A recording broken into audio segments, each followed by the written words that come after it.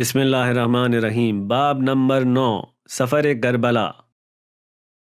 میں بہت بڑی مشکل میں پھنس چکا تھا۔ بے جا مذاق کی عادت اور غیبت کی وجہ سے میرے نیک اعمال برباد ہو گئے تھے۔ اب نامہ اعمال میں برائیاں ہی باقی بچی تھیں۔ اگر کوئی عمل خالص نیت سے انجام دیا ہوتا تو یقیناً وہ برائی کو مٹا دینے کا سبب بن سکتا تھا، جیسا کہ سورہ ہود کی آیت نمبر 114 میں ارشاد ہوا، نیکیاں برائیوں کو ختم کر دینے والی ہیں۔ لیکن یہ بہت مشکل لگ رہا تھا کیونکہ ہر دن کا حساب بہت ہی دقیق انداز میں کیا گیا تھا۔ چھوٹے سے چھوٹا عمل بھی تحقیق کے ساتھ درج تھا۔ اعمال کی جستجو کا عمل جاری تھا کہ میں اپنی جوانی کے دنوں کے ایک عمل تک پہنچا جس کا تعلق سن 2000 سے 2010 کے درمیان تھا۔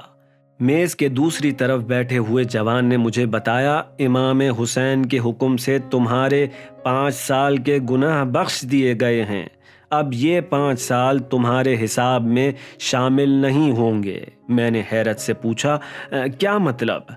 جوان نے وضاحت کے ساتھ بتایا، میرے ان 5 سالوں کی صرف نیکیاں باقی رہیں گی اور گناہ ختم کر دیے گئے ہیں۔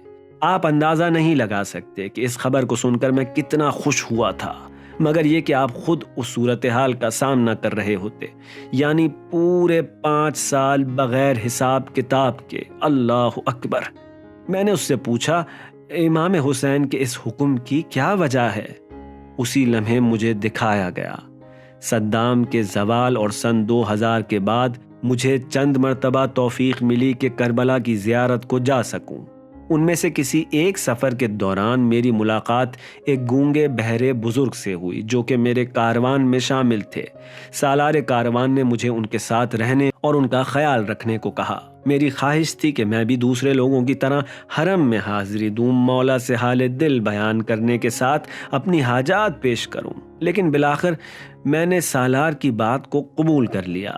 بزرگ کا خیال رکھنا میری سوچ سے بھی کہیں زیادہ مشکل تھا کیونکہ ان کا ذہنی توازن بھی ٹھیک نہیں تھا اور وہ میری ہر بات سمجھنے سے قاصر تھے۔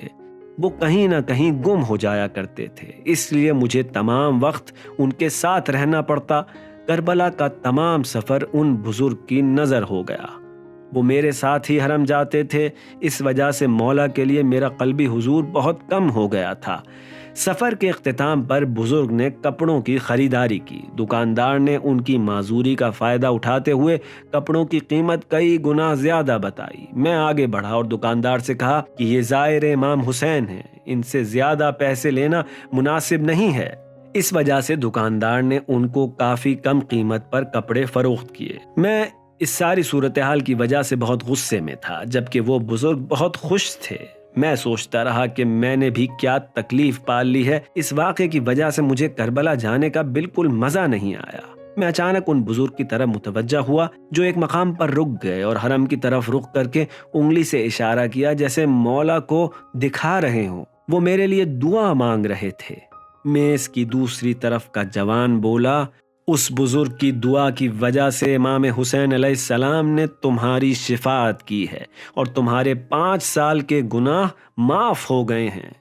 کاش آپ لوگ میری خوشی کا اندازہ کر سکتے کہ جب میرے سامنے کتاب کے سینکڑوں صفحات بغیر حساب کے پلٹ دیے گئے اور ان پر صرف میری نیکیاں لکھی رہ گئیں۔